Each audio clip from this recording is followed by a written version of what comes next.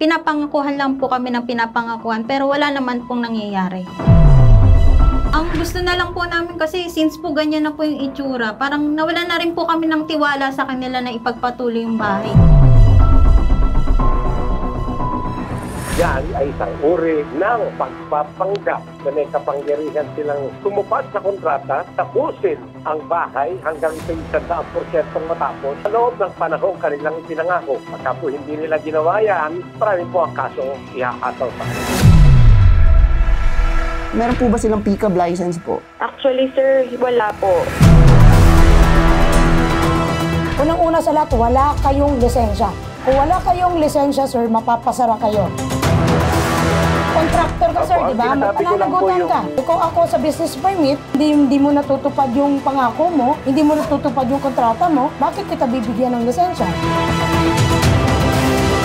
Sir, kayo ang nagka-problema, huwag niyo pong baliktarin na parang kayo pa yung biktima. Ang biktima dito, yung kinontrata niyo, hindi niyo tinupad. Lalabas po, sir, na estafa po kayo dyan. Humihingi po kami ng tulong sa #ipabitag-mo para po sa aming kontraktor na niloko po kami sa pinatayo naming bahay. Nakilala po ng aking asawa sa Facebook po ang Branders Builders Elite po at nag-umpisa po yun nung ng February nakilala po nila. Tapos nung March doon na po nag-start na ipatayo namin po yung bahay po. Nung June 2024 po katapusan po pinangakuhan po kami na iti-turn over na yung bahay. Pero po dahil po sa nangyari na insidente, sinendan po kami ng commitment letter na nakikiusap sila na magpapa-extend sila hanggang August ng katapusan. Noong August 17 po, pumunta po kami sa opisina ng Branders. Pero po, nag-declare sila na wala na daw po silang pondo at wala na po silang kakayahang ipatayo yung bahay. Ang gusto po sana naming mangyari ay maipagpatuloy ipatayo yung bahay. Kung hindi naman po sana, maibalik na lang po yung binayad namin sa kanila. Sir Carl and Sir Bentul po, maraming salamat po. Saan po ang bahay ninyo na pinatayo? Sa may San Jose del Monte po sa Colinas Verdes po. Saan nyo sila nakilala? Actually po, yung asawa ko po yun, nung nasa barko po kasi siya, kumbaga nagbabrowse na po siya, tas ang recommended na kumbaga contractor po sa Colinas ay yung Branders. Kasi po dun sa posting po nun, halos lahat doon may mga client siya. Kaya kumbaga, na-convince yung asawa ko na doon din kami magpagawa ng bahay po. So, magkano po ba yung hiningi sa inyo ng Branders para dun sa nyo na bahay? Yung una po, 2M po yun, nag-down po. Kasi sabi po sa amin nila, hindi po mapapatuloy yung bahay kung hindi kami magda-down ng 2M. For 11 months, nag-monthly na po kami sa kanila ng 62,000. Kasi naka-in-house financing po kami sa kanila. So all in all po, para maipatayo yung bahay na yan, magkano po bang, yung kontrata? Magkano? Nasa 4M po. Sa 4 million? Opo. Kumbaga sila yung contractor po. Contractor lang ng developer? Ilang taong gagawin? 360 days po based din po sa kontrata. Ano to? Fully furnished ba siya? Opo. Fully furnished po talaga. Pag nag-uusap po kami sa opisina, kami-kami lang po. Kumbaga wala kaming namamagitan para meron kaming witness or kasi lagi po, pinapangakuhan lang po kami ng pinapangakuhan pero wala naman pong nangyayari. Ilang taon na po ba yung pag-aantay nyo ngayon? Almost na po 1 year and 4 months na po. Ano daw po ang dahilan kung bakit hindi nila tinatapos yung bahay ninyo? Ang sabi po nila sa amin, wala na daw po ilang pondo kasi kumbaga naka-in-house financing po, hindi na daw po nila susuportahan yung pagpapatayo ng bahay. Nung panahon ginagawa yan, dinadalaw nyo ba? Sinisilip nyo? Opo, sinisilip ko yun kasi po, kumbaga na-enroll ko na yung anak ko dyan sa labas ng subdivision Dahil sa pangako po nila, in-enroll ko na po, nilipat ko na. Kaya po, every time na maghahatid or sundo ko, pinupuntahan ko po yung bahay na yan. Unfortunately, pagka pumupunta po ako doon, minsan wala ko nadadatnan na tao, minsan naman 2 or 3. Tapos kung ano lang po yung ginagawa. Ang gusto na lang po namin kasi since po ganyan na po yung itsura, parang nawala na rin po kami ng tiwala sa kanila na ipagpatuloy yung bahay. Kaya ang gusto rin po ng asawa ko, maibalik po sa amin yung binayaran po talaga namin sa kanila. At sinabi po nila sa amin yung time na yon na yung 2.6 po na ibuhos na po daw dyan sa bahay na yan. So wala na silang utang sa inyo, yung lumalabas? Yun po yung sinasabi nila. Suggestion nila sa akin, kuha mo sa akin yung titulo. Sabi, Mrs. gusto nyo ba na para daw matuloy yung construction, isanla ko daw yung titulo niya. Tapos tutulungan nila daw po kami mag-loan sa bank. Ha? Kayo Opo. pa ang gagawa ng paraan Kami para... kami ang pinagagawa ng paraan. Sabi kong, Hindi naman kayo nagkukulang, nagbabayad naman kayo monthly monthly. po. bakit Wala kayo kaming, yung wala kaming late na bayad sa kanila. Saka pag narematay ang titulo mo, pati Yun yung nga bahay po na yan, eh. hatak yan. Yun nga po ang Di ba? ano nila. eh. So, huling pag-uusap, anong napag-usapan ninyo? Yung last po, yun po yung suggestion po na magpo-pull out po ba kami or kumbaga, tutulungan nila po kami mag-loan sa bank. Okay. Sige. Tutulungan mag-loan. Dahil dyan, no, kausapin muna natin yung inireklamong kontraktor, si Ricardo Flores. Ito pong kala Ma'am Venturina, nag-PM po kasi si husband ni Ma'am na if the project will not be done doon sa napag-usapan namin, they will not be paying us anymore. So in that regard, minitin ko po yung mga partners. So nag-offer kami sa kanila kasi nagkakaroon kami ngayon ng issue with regard to finances. Aminado naman kami. Nag-offer kami sa kanila if they want, we can assist them sa pag-ibig financing or sa bank financing just to finish the project. Kasi gusto po talaga namin matapos yung project. Wala ko kaming project na hindi natapos eh. Okay. Ngayon po, pati po yung mga checks, remaining checks amounting to 1.5 million, na ibalik po sa kanila. Tapos ang current status po ng project, we are now at 65% on ground and yung na-return na check po is 39% of the total contract cost amounting to, nasabi na po ni ma'am, almost 4 million. Kami naman po, ang letter po din, hindi po kami tumitiwalag doon sa usapan. Ang akin lang po, bigyan pa sana kami ng extension na 6 months upon receiving the letter na last kong sinan para matapos din naman namin. Kasi konting-konti na lang po eh. Talagang nabitin lang kami sa finances, we came up with an initiative na offeran sila. Parang may mali po ata doon, sir. Kasi may kontrata kayo na madi-deliver nyo sa kanila within 360 days, kulang-kulang 1 year, then hindi nyo po na-deliver sa tamang panahon. Ngayon po, nagsasuggest kayo sa kanila na pwede bang isanla natin sa bangko yung ano ninyo? Bakit? Titulo. Nagkukulang po ba sila ng pagbabayad sa inyo buwan-buwan? Kung gaya sinabi nyo, in-house financing? Sabi ko nga po kanina ma'am, yung total contract cost, hindi po siya consummated, no? Yung 4 million, hindi po namin na-consummate yun. Whatever we have on ground, 65%, nandun po lahat ng binayad nila sa amin. Ngayon, kung maglo-loan naman po sila sa bank financing or pag-ibig finance, the proceeds will go directly to them naman po eh. Hindi naman po sa akin. Ang mangyayari lang po doon, if ever, ganun po yung option lang po yung binigay namin ma'am. It's either bigyan kami ng 6 months to accomplish the project or we help them applying for a financing, either bank or pag-ibig. Ayoko naman lumabas ng estafa kami rito or what. So, Lalabas po sa na estafa po kayo dyan. hindi po, we decided po to return the remaining check. And ni-receive naman po nila wholeheartedly. Nagulat lang din po ako kasi we've been communicating with them for the past few weeks. Ma'am, ano na bang status? Kasi kahit po si Ma'am Yolanda, yung mother po, nag-offer pa nga po siya, sige sir, kung ano, kami na lang magpo-provide ng materialis, baka may mahiraman naman kami. Tapos yung monthly na dapat na ipabayad sa inyo, yun na lang yung check na nasa amin. So we are under the impression na nagkaintindihan ko kami. Ang tanong ko, sir, ano po ba yung ugat ng problema? Well, yung pong nabanggit ko kanina, ma'am, na nag-finance kasi yung company ng 4 houses. Unfortunately, hindi na-liquidate yung asset. Problema niyo po yun sa ibang project niyo po. So, anong kinalaman po nila doon sa ibang projects ninyo? Maapektuhan yung ibang mga proyekto ninyo, katulad ng sa kanila. Ang reason po ng pag-send ko ng letter is to show good faith na hindi ko kami kumakala sa usapan. Normal naman po sa isang construction, may mga delays naman po. Ano po ba ang gusto nila, ma'am, aside from returning the money na nabayad nilang 2M, which is 65% of the total contract cost na nandun po sa site ngayon. Parang narinig ko kasi kanina, I should return the money. Ang delay po ng 2 months, ganun na po ba dapat ang ating maging ending? Kapag liquidate ba kayo sa kanila na sinasabi nyong 65% na naibayad nila is nandun na sa bahay at nandun sa project? Actually po, ma'am, no, we provided all documents including the remaining work items which is amounting to only 1.2M. Break down ko ang mga work items na natitira. Tile work, ceiling, electrical. Kasi yung 65% may roof na tayo, may slab na, ground floor and second floor. Yung remaining work items, 1.2M na lang po. Ang binalik ko namin sa kanila is 1.5 worth ng check.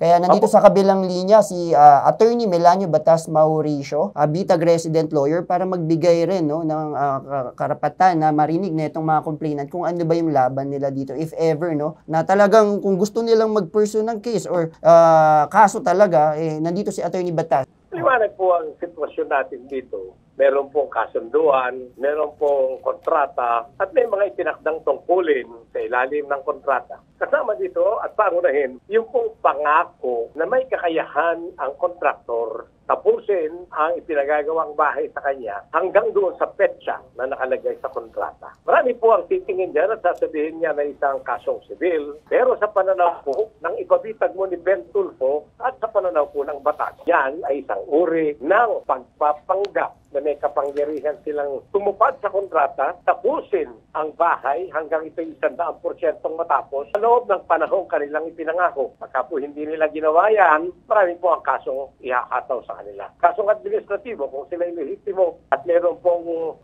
lisensya bilang kontraktor, meron pong business permit na nanggagaling sa munisipyo, ibig sabihin po pwede pong yung mga nagre-reklamong complainants, yung mga hindi po natapos ang bahay, humingi sa kaukulang ahensya na matanggal ang lahat ng permisong yan at mapigilan ang kontraktor sa pagpapatuloy sa kanyang gawain. Pangalawa, kasong sibil. At ito po yung ina-address ng ating butihing kontraktor, yung pong pagsasabing at nagsosoli na, nagkaroon na ng pag-uusap. Pero gusto lamang po nating linawin, ayon po sa Revised Penal Code of the Philippines at sa napakaraming desisyon ng Korte Suprema, matagal na rin po nating binabanggit ito sa ipabitag mo ni Ben Tulfo, hindi po pwedeng mawala ang pananagutang kriminal ng isang tao kung natapos ng magampanan, matupad ang krimen. Nangyari na po yung krimen. Nangako, nagpanggap, hindi natupad, may pananagutang na po yan, ilalim ng Artikulo 315 ng Revised Penal Code of the Philippines. Ginoong din. So with that po, Attorney Batas, kami po yung nagpapasalamat sa inyo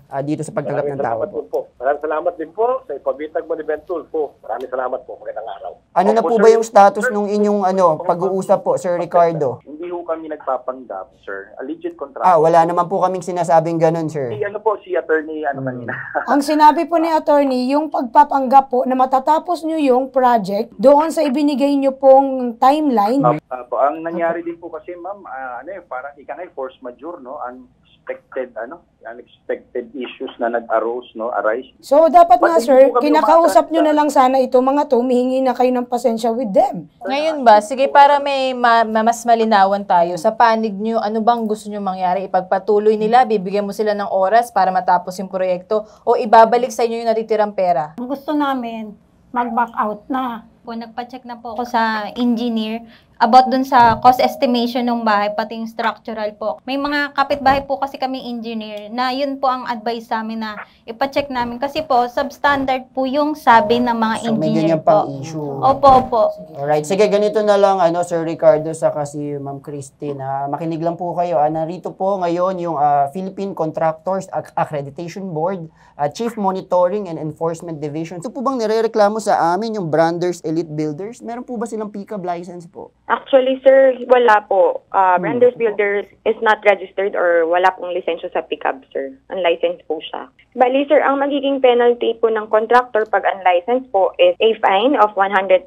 minimum po yun, hanggang 500,000 as a maximum, plus equivalent of 1/10 of 1% of the project cost, plus prohibited po siya mag-obtain ng contractor's license for a period of 1 year po. Sir Ricardo, ayon po sa PCAB, wala raw po kayong PCAB license. Ang nangyari ho kasi prior to the application, nagkaroon naman ho ng pandemic kasi hindi ho pwedeng mag-apply pa. Pero since may nangyari ho ganito, I don't know what. So, Attorney Jinky, bali sige po, pwede po ba namin ilapit sa tanggapan po ninyo ito para at least mapatawag din, magkaroon ng formal na pag-uusap po since under jurisdiction nyo po itong contractor po? Yes po, sir. Papuntahin lang po sa office or mag-file po ng complaint si victim o yung nagpagawa po ng bahay, sir. I-assist naman po namin siya. With that, Attorney Jinky Ancruz, kami po yung nagpapasalamat na makakaasa po kayo na makikipag-ugnayan po kami dyan sa PCAB para maidulog po itong complainant natin. Ikaw ang magbigay sa amin. Saan ka makikipagkita? Sa barangay? Sa PCAB? Paano mo kakausapin tong sina Christine? First and foremost po, ma'am, yung office naman is open Monday to Saturday. Secondly, yung nangyari kasi sa barangay po, yung invitation po kasi, nasa Tagaytay kasi ako nun, ma'am, with hindi, sir, anuhin na natin yung mga reasons, no? Kanina ka pa nagdadahilan sa amin. Bigyan mo ng pagkakataon, harapin mo tong dalawa. Saan po? Humarap po ako sa kanila, ma'am. Hindi po ako tumatago. Oo, ganito. Sige po, humarap na lang po kayo, Sir Ricardo, this time. Oo, Opo. sa PCAB po, no? I think sa PCAB Dinamika talaga best na magharap kayo. Kasi sa nakikita ng PCAB, may violation din po kayo because you're operating without a license. I think doon po kayo talaga mas magkita po. Hindi po sa opisina nyo kasi natatakot na rin ito. Eh, baka, Oo, syempre, kailangan may mamagitan, Ricardo. ganun Opo, na lang po ganito rin siguro, kasi, sir. ma'am, no, No? pasensya na po, idagdag ko lang. May prayers lang po sana hindi to hindi I mean yung intention sana is yun talaga, is to seek justice. Kasi nag-send din yung ng message sa amin yung asawa niya na papasara kami, papaano kami, sisirain kami sa lahat. So, naintindihan naman namin. Actually, Sir Ricardo, wala kaming ill intention. Alam nyo, hindi po kami anti-business sa Bitag. Lagi po I namin understand po. sinasabi yan. Kasi actually, ang mga business nakakatulong yan sa komunidad, sa paglalago ng Opo, ang ekonomiya sinasabi natin. ko po, sir, Oo. ang client po, nagbigay kasi sa amin ng Oo. Okay, ganito lang sir, no, para masagot kita dyan sa sinasabi mo na no ill intention na mapapasara kayo. Kung wala kayong lisensya, sir, mapapasara kayo. Bawal kayo mag-operate kung wala kayong license. Unang-una sa lahat, wala kayong lisensya. Ngayon, i-check Hindi, ma'am, namin sa we business have our permit. licenses naman po kasi marami naman pong licenses required. May building business permit. Ay, naku, Hindi wala po. ka Meron pang din pick Number po. one po, pick-up po. Contractor ka, Opo, sir, ang di ba? May sinasabi ko lang po pananagutan ka. yung- Kumuha ka, sir, ng pick-up bago ka kumuha ng ano mo. Business permit. Ang licensing office po, business permit po, dyan lang sa lugar. Okay po? Pero pribilehiyo lang binibigay sa'yo. Dapat good standing ka.